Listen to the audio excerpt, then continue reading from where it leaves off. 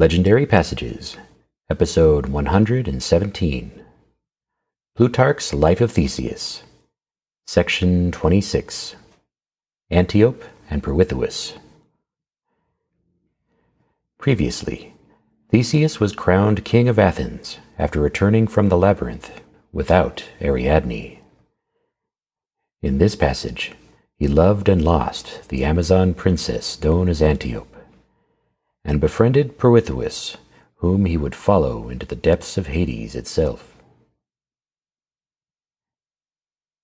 Antiope and Pirithous, a legendary passage from Bernadotte Perrin, translating Lucius, Mestrius, Plutarchus, Life of Theseus, sections 26 to 30. He also made a voyage into the Euxine Sea, as Philochorus and sundry others say, on a campaign with Heracles against the Amazons, and received Antiope as a reward of his valor. But the majority of writers, including Pherecydes, Hellanicus, and Herodotus, say that Theseus made this voyage on his own account, after the time of Heracles, and took the Amazon captive. And this is the more probable story. For it is not recorded that anyone else among those who shared his expedition took an Amazon captive. And Bion says that even this Amazon he took and carried off by means of a stratagem. The Amazons, he says, were naturally friendly to men, and did not fly from Theseus when he touched upon their coasts, but actually sent him presents. And he invited the one who brought them to come on board his ship. She came on board, and he put out to sea. And a certain Menecrates, who published a history of the Bithynian city of Nicaea, says that Theseus, with Antiope on board a ship, spent some time in those parts, and that there chanced to be with him on this expedition 3 young men of Athens who were brothers, Euneos, Thoas, and Solois. This last, he says, fell in love with Antiope unbeknown to the rest, and revealed his secret to one of his intimate friends. That friend made overtures to Antiope, who positively repulsed the attempt upon her, but treated the matter with discretion and gentleness, and made no denunciation to Theseus. Then Solois, in despair, threw himself into a river and drowned himself. And Theseus, when he learned the fate of the young man, and what had caused it, was grievously disturbed, and in his distress called to mind a certain oracle which he had once received at Delphi. For it had been there enjoined upon him by the Bithynian priestess that when, in a strange land, he should be sorest vexed and full of sorrow, he should found a city there, and leave some of his followers to govern it. For this cause he founded a city there, and called it, from the Bithynian god, Pythopolis, and the adjacent river, Solois, in honor of the young man. And he left there the brothers of Solois to be the city's presidents and lawgivers, and with them Hermas, one of the noblemen of Athens. From him also the Pythopolitans call a place in the city the house of Hermes, incorrectly changing the second syllable, and transferring the honor from a hero to a god. Well then, were such the grounds for the war of the Amazons, which seems to have been no trivial nor womanish enterprise for Theseus. For they would not have pitched their camp within the city, nor fought hand-to-hand battles in the neighborhood of the Pnyx and the Museum, had they not mastered the surrounding country and approached the city with impunity. Whether now, as Hellanicus writes, they came round by the Cimmerian Bosphorus, which they crossed on the ice, may be doubted, but the fact that they encamped almost in the heart of the city is attested both by the names of the localities there and by the graves of those who fell in battle. Now, for a long time there was hesitation and delay on both sides in making the attack, but finally Theseus, after sacrificing to fear, in obedience to an oracle, joined battle with the women. This battle, then, was fought on the day of the month Boedromion, on which, down to the present time, the Athenians celebrate the Boedromia. Clitomus, who wishes to be minute, writes that the left wing of the Amazons extended to what is now called the Amazonium, and that with their right they touched the Pnyx at Crissa. That with this left wing the Athenians fought, engaging the Amazons from the Museum, and that the graves of those who fell are on either side of the street, which leads to the gate by the chapel of Chalcodon, which is now called the Pyrrhic Gate.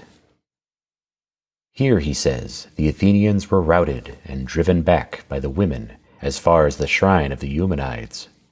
But those who attacked the invaders from the Palladium and Ardetus and the Lyceum drove their right wing back as far as to their camp, and slew many of them. And after 3 months, he says, a treaty of peace was made through the agency of Hippolyta, for Hippolyta is the name which Clitomus gives to the Amazon whom Theseus married, not Antiope.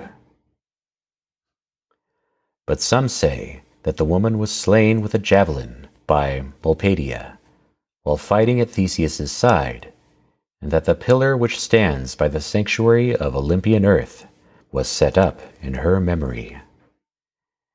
And is it not astonishing that history, when dealing with events of such great antiquity, should wander in uncertainty? Indeed, we are also told that the wounded Amazons were secretly sent away to Chalcis by Antiope, and were nursed there, and some were buried there, near what is now called the Amazonium. But that the war ended in a solemn treaty is attested not only by the naming of the place adjoining the Theseum, which is called Orchomosium, but also by the sacrifice which, in the ancient times, was offered to the Amazons before the festival of Theseus. And the Megarians, too, show a place in their country where Amazons were buried, on the way from the marketplace to the place called Rus, where the rhomboid stands. And it is said, likewise, that others of them died near Chaeronea, and were buried on the banks of the little stream which, in ancient times, as it seems, was called Thermodon, but nowadays Haemon, concerning which names I have written in my Life of Demosthenes. It appears also that not even Thessaly was traversed by the Amazons without opposition, for Amazonian graves are to this day shown in the vicinity of Scotusa and Cynocephalae. So much, then, is worthy of mention regarding the Amazons. For the insurrection of the Amazons, written by the author of the Theseid, telling how, when Theseus married Phaedra, Antiope and the Amazons who fought to avenge her attacked him, and were slain by Heracles, has every appearance of fable and invention. Theseus did, indeed, marry Phaedra, but this was after the death of Antiope, and he had a son by Antiope, Hippolytus, or, as Pindar says, Demophon. As for the calamities which befell Phaedra and the son of Theseus by Antiope, since there is no conflict here between historians and tragic poets, we must suppose that they happened as represented by the poets uniformly. There are, however, other stories also about marriages of Theseus, which were neither honorable in their beginnings, nor fortunate in their endings, but these have not been dramatized. For instance, he is said to have carried off Anaxo, a maiden of Trozen, and after slaying Sinis and Circean, to have ravished their daughters. Also to have married Periboea, the mother of Aias, and Pharaboea afterwards, and Iope, the daughter of Iphicles, and because of his passion for Aglae, daughter of Panopeus, as I have already said, he is accused of the desertion of Ariadne, which was not honorable nor even decent. And finally, his rape of Helen is said to have filled Attica with war, and to have brought about at last his banishment and death, of which things I shall speak a little later. Of the many exploits performed in those days by the bravest men, Herodotus says that Theseus took part in none, except that he aided the Lapithae in their war with the Centaurs. But others say that he was not only with Jason at Colchis, but helped Meleager to slay the Caledonian boar, and that hence arose the proverb, "Not without Theseus." That he himself, however, without asking for any ally, performed many glorious exploits, and the phrase, "Lo, another Heracles," became current with reference to him. He also aided Adrastus in recovering for burial the bodies of those who had fallen before the walls of the Cadmea, not by mastering the Thebans in battle, as Euripides has it in his tragedy, but by persuading them to a truce, for so most writers say, and Philochorus adds that this was the first truce ever made for recovering the bodies of those slain in battle. Although in the accounts of Heracles it is written that Heracles was the first to give back their dead to his enemies. And the graves of the greater part of those who fell before Thebes are shown at Eleutherae, and those of the commanders near Eleusis. And this last burial was a favor which Theseus showed to Adrastus. The account of Euripides and his suppliants is disproved by that of Aeschylus in his Eleusinians, where Theseus is made to relate the matter as above. The friendship of Pirithous and Theseus is said to have come about in the following manner. Theseus had a very great reputation for strength and bravery, and Pirithous was desirous of making a test and proof of it.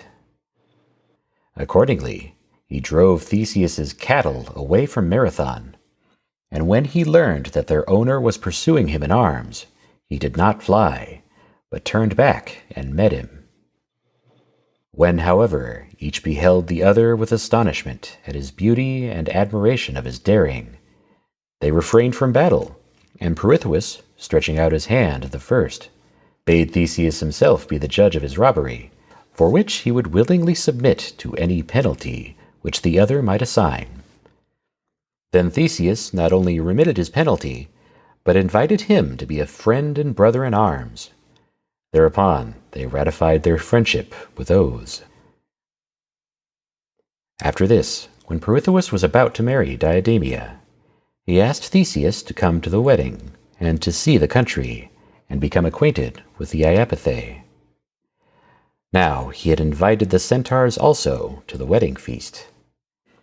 And when these were flown with insolence and wine, and laid hands upon the women, the Lapithae took vengeance upon them. Some of them they slew upon the spot, the rest they afterwards overcame in war, and expelled from the country, Theseus fighting with them at the banquet and in the war. Herodotus, however, says that this was not how it happened, but that the war was already in progress when Theseus came to the aid of the Lapithae, and that on his way thither he had his first sight of Heracles, having made it his business to seek him out at Trachis, where the hero was already resting from his wandering and labors. And he says the interview passed with mutual expressions of honor, friendliness, and generous praise. Notwithstanding, one might better side with those historians who say that the heroes had frequent interviews with one another, and that it was at the instigation of Theseus that Heracles was initiated into the mysteries at Eleusis, and purified before his initiation, when he requested it on account of sundry rash acts. This passage continues with Helen and Persephone, but our next episode has tales of centaurs and Hippolytus.